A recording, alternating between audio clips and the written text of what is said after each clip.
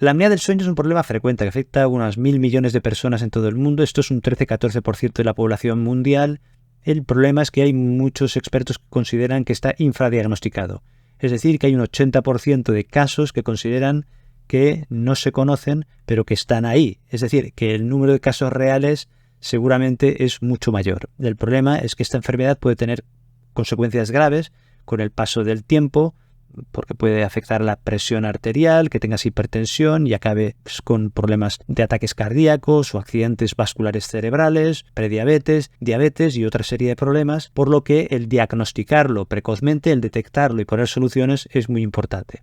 ¿En qué consiste? Pues consiste en unas paradas o pausas respiratorias durante la noche, de forma que te quedas sin respirar y te recuperas con un ronquido fuerte. Y esto ocurre muchas veces durante la noche, y cuando te despiertas notas como una sensación de cansancio intensa y somnolencia durante todo el día, aparte de otros síntomas que después comentaré.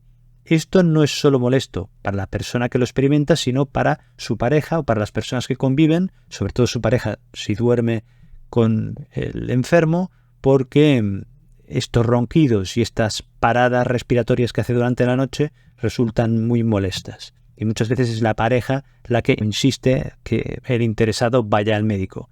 Digo interesado porque es un 3 veces o 2 veces más frecuente en hombres que en mujeres. El problema básicamente consiste en como si tuviéramos una puerta que tenemos que dejar abierta para que se vaya ventilando, para que pase el aire, estamos vigilando, pero sistemáticamente se va cerrando sola y tienes que estar abriéndola. Y esto no te deja descansar. O si tuvieras un despertador durante la noche que cada poco tiempo estuviera sonando, lo tienes que apagar, vuelve a sonar y no te deja dormir bien. La persona puede o no ser consciente de que tiene estos microdespertares de muy corta duración, pero afecta mucho a la calidad del sueño y esto lo paga durante el día. Por eso en este vídeo voy a responder a las preguntas más frecuentes y en primer lugar explicaré un caso de un paciente típico para que nos hagamos a la idea. Imagina el caso de Juan, que tiene 55 años, es mecánico y cada vez se levanta con una sensación de más cansancio. Duerme por la noche, dice que duerme de un tirón, pero cuando se levanta nota mucho cansancio, cada vez más fatiga y esto le dura durante todo el día.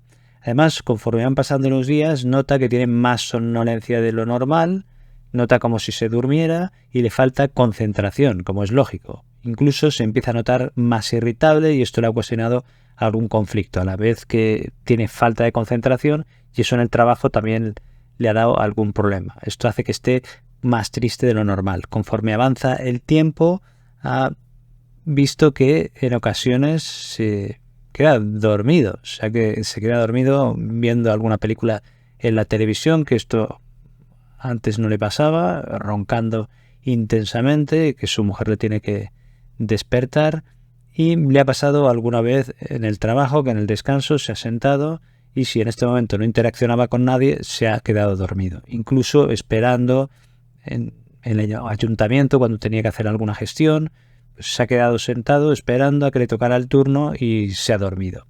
La situación que fue más alarmante fue que conduciendo notó como si se dormía, a lo que reaccionó rápidamente y recuperó el control del coche. Esto se lo comenta a su mujer y se preocupa mucho y le dice, mira, lo que tenemos que hacer es ir al médico porque esto no puede seguir así y hay que ver qué te está pasando porque esto no es normal.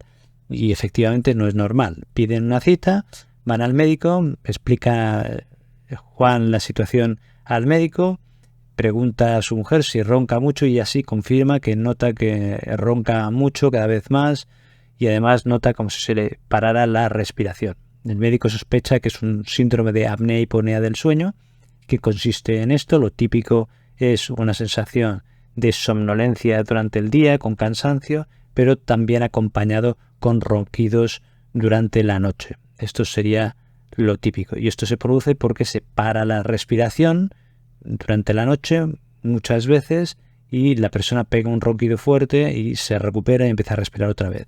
A veces se despierta, pero en el caso de Juan no llegaba a despertarse o eran microdespertares que son inconscientes, no te das cuenta, pero realmente el sueño tiene muy poca calidad y por eso por la mañana cuando te levantas notas la sensación de cansancio, la boca seca. Al preguntarle al médico también dice que tiene dolores de cabeza y cuando le miran la presión arterial la tiene elevada. A veces las personas que tienen este problema, esta bajada de oxígeno que se da durante la noche, estas bajadas de oxígeno hacen que tengan una tendencia a tener presión arterial alta, es decir, la presión en los vasos sanguíneos en las arterias es más alta de lo normal y además puede ser más difícil de controlar. En este caso también le pesa y ve que el índice de masa corporal es de 31, o sea que tiene una obesidad ligera. Tiene un aumento de peso respecto al que sería el ideal. Le exploran el aparato respiratorio, el circulatorio, el sistema nervioso, hacen una exploración general y le piden una analítica general, un electrocardiograma y una radiografía del tórax, del pecho, para poder hacer una valoración global. Pero la sospecha es que es un síndrome de apnea-hipopnea del sueño, como he comentado.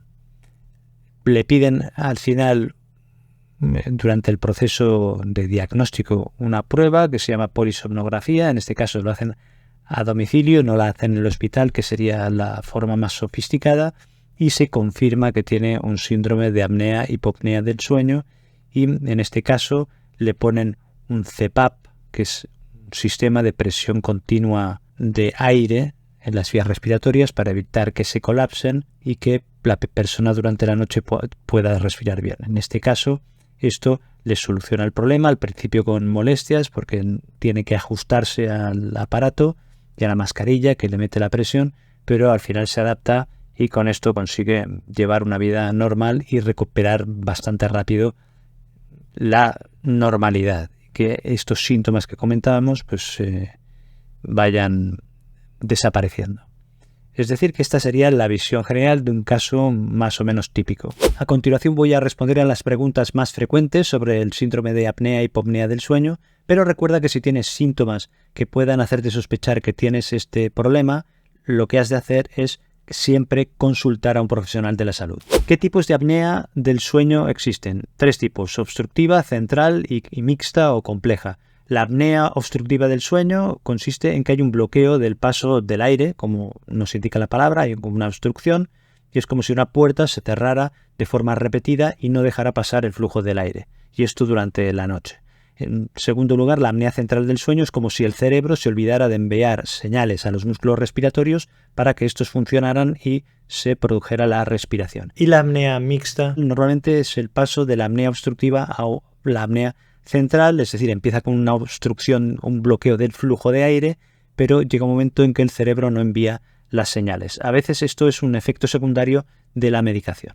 ¿Cómo se diagnostica la apnea del sueño o cómo sabes si tienes una apnea del sueño? Se sospecha por los síntomas y ante esta sospecha se piden una serie de pruebas. Al final el diagnóstico nos lo da o la poligrafía respiratoria o la polisomnografía nocturna. La poligrafía respiratoria se realiza en el domicilio, es la que se utiliza con más frecuencia porque es más cómoda tanto para el paciente como para los profesionales y no está la interferencia de una prueba que tienes que hacer en el hospital como la polisomnografía, que a veces puede haber interferencias y que la persona no duerma del todo bien, sea más superficial su sueño y sea en este sentido más difícil valorarlo. La poligrafía del sueño, la que se hace en domicilio, lo que mide son los patrones respiratorios, cómo respiras, y también los niveles de oxígeno en la sangre. Y en el caso de la polisomnografía, aquí ya podrías medir más cosas porque se hace en el hospital y se mide no solo la actividad de la respiración, es decir, los patrones respiratorios y los niveles de oxígeno en la sangre, sino también se mide la actividad cardíaca por un electrocardiograma, también la actividad cerebral con un electroencefalograma, que esto también nos sirve para asegurarnos de que la persona realmente ha estado dormida, y también se valoran los movimientos oculares y los movimientos de las extremidades mientras duerme. Esto sirve ya no solo para diagnosticar el síndrome de apnea-hipopnea del sueño, sino también para valorar enfermedades como la narcolepsia o trastornos de movilidad relacionados con el sueño y trastornos del sueño en general. ¿Qué diferencia hay entre apnea e hipopnea? Se llama síndrome de apnea-hipopnea del sueño para distinguir ambos conceptos, y la apnea es una pausa, una parada completa de la respiración que dura 10 segundos o más. En el caso de la hipopnea, sería una reducción significativa del flujo de aire pero no una pausa completa, que también dura 10 segundos o más, pero que va asociada a una disminución de la saturación de oxígeno. Esto quiere decir el nivel de oxígeno que se mide con unas pruebas que se hacen en el dedo, que seguramente es posible que te lo hayan hecho más de una vez. Pues hay una desaturación de oxígeno asociado a este parón parcial de la respiración, pues esto se considera una hipopnea. O si esto va asociado a un despertar de la persona. Sería este caso. Por eso se habla de síndrome de apnea, hipopnea del sueño. Se miran no solo las apneas que hay durante todo el sueño, durante toda la noche que estás durmiendo, sino también se miden las hipopneas. ¿Qué es el índice de apnea-hipopnea? Es un número que se calcula dividiendo el número total de episodios que has tenido de apneas o hipopneas durante el sueño entre el número de horas totales de sueño. Este número es un índice que se utiliza para valorar o para poner un nivel de gravedad a este síndrome de apnea del sueño. Si es un número menor de 5, se considera que es normal. Si el índice sale de 5 a 14, se considera que es una apnea del sueño leve. Si es de 15 a 29, se considera que es una apnea del sueño moderada. Y si es de 30 o más, se considera que es una apnea del sueño severa. ¿Cuáles son las causas de apnea y hipopnea del sueño? Puede ser obstructiva, como hemos dicho, o central o mixta. El caso de la obstructiva, que es la más frecuente, suele ser por una relajación de la musculatura de la parte posterior del cuello y de la lengua, que al relajarse y estar boca arriba obstruye o dificulta el paso del aire y se producirán estas apneas y hipopneas. También el caso de obesidad o sobrepeso, pero sobre todo obesidad por la grasa que se acumula por la zona del cuello, que puede dar dificultades. También en personas con el cuello muy grueso, aunque no tengan sobrepeso, también podría haber una mayor predisposición. En personas con la mandíbula retraída también puede haber problemas de apneas. En personas que tienen amígdalas o adenoides más grandes de lo normal, que pueden producir una cierta obstrucción, sobre todo esto más en niños. También con la edad, conforme va avanzando la edad, es más frecuente que puedas presentar problemas de apneas o hipopneas del sueño. También en relación con si eres hombre o mujer, en el sentido de que los hombres lo tienen unas 2 o 3 veces con más frecuencia que las mujeres, aunque en la menopausia se iguala, sobre todo si la mujer tiene sobrepeso o obesidad. Y también hay antecedentes familiares o factores que serían genéticos, porque en personas que tienen familia de primer grado que tienen apnea del sueño, es más probable que puedan tener una apnea del sueño. O sea que podría haber una cierta relación. Y después consumo de sustancias, como por ejemplo el alcohol, bebidas alcohólicas o tranquilizantes en general, que pueden relajar la musculatura y en particular la de esta zona, y también dar una apnea, hipopnea obstructiva del sueño. En el caso de la apnea, hipopnea central, por falta de señales que llegan del cerebro a la musculatura respiratoria, esto se ha visto relacionado con daño cerebral, que tengas algún problema cerebral en que haya lesiones de las vías nerviosas y esta sea una consecuencia, pero también se ha visto en personas con insuficiencia cardíaca o insuficiencia renal. En cuanto a fármacos, los opioides podrían dar apneas relacionadas con el efecto del fármaco, y en este caso serían de tipo central, y también se ha visto relacionado con la altitud, en grandes altitudes que puede haber personas en las que haya un problema de este tipo de apnea central. ¿Es peligroso el síndrome de apnea y hipopnea del sueño? Pues sí, porque puede predisponer a otro tipo de enfermedades que con el paso de los años pueden tener consecuencias graves o muy graves. Por ejemplo, te predispone a tener hipertensión arterial, a tener diabetes mellitus tipo 2, a tener síndrome metabólico, a tener hígado graso, y todo esto predispone también a tener problemas del corazón, que pueden ser infartos, anginas de pecho, puedes acabar teniendo una insuficiencia cardíaca, puede dar accidentes vasculares cerebrales, que tengas un infarto cerebral, una hemorragia cerebral, y lo que he comentado del hígado graso, pero predispone también a tener obesidad. La obesidad predispone a la apnea y hipopnea del sueño, pero a su vez esta predispone también a la obesidad y sería un círculo vicioso. Pero además es una afectación que puede haber del estado de ánimo. Puedes tener depresión, irritabilidad, situaciones de ansiedad, pero sobre todo la fatiga intensa y la somnolencia puede hacer que pierdas concentración, y esto hace más frecuente que puedas tener accidentes laborales y también accidentes de tráfico, como es deducible. Por eso que es un problema serio que hay que diagnosticar, hay que darse cuenta y hay que poner tratamiento.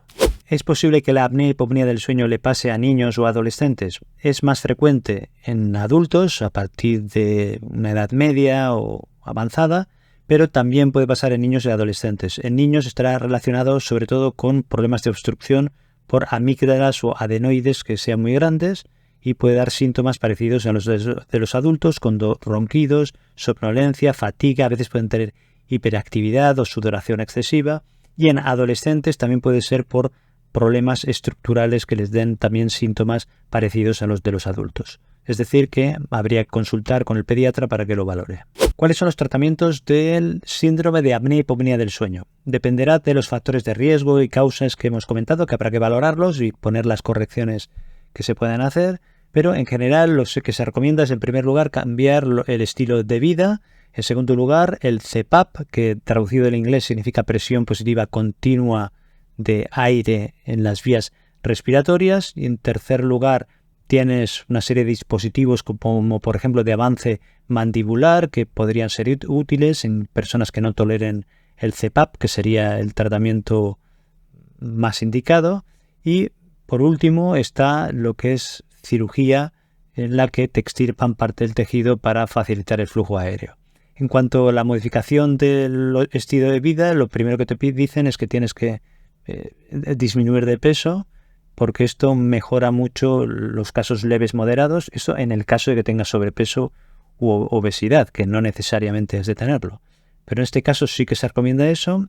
Por supuesto, eliminar el alcohol, tranquilizantes. En el caso de los opioides habrá que cambiarlos, porque también pueden dar, hemos dicho antes, la apnea central. Y después también las bebidas alcohólicas, eliminarlos. Eso es decir, los hábitos tóxicos en general. Después está lo del CPAP, que es la presión continua de aire en las vías respiratorias, y esto es simplemente esto, que hay una mascarilla en la que te van metiendo aire a presión y hace que no se colapse la vía respiratoria, que la puerta, digamos, no se vaya cerrando y que esté siempre abierta. O sea, la solución a base de meter más aire. Este sería el tratamiento más efectivo, lo que pasa que es incómodo al principio, pero normalmente la mayor parte de las personas que yo conozco se adaptan al tratamiento.